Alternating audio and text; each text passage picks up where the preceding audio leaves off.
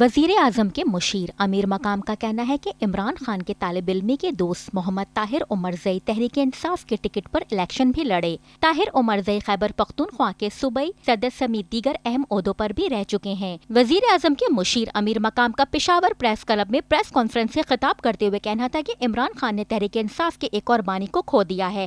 Supreme court کے باہر تقاریر کرنے والے اپنے صوبے کو دیکھیں۔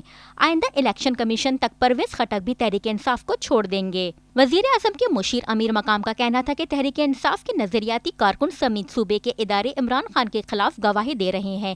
الیکشن کمیشن نے عمران خان کا حساب مانگا تو گالیاں دینے لگے۔ وزیر اعظم کے مشیر امیر مقام کا کہنا تھا کہ نواز شریف پر انگلی اٹھانے والوں کی خود 10 آف شور کمپنیاں ہیں۔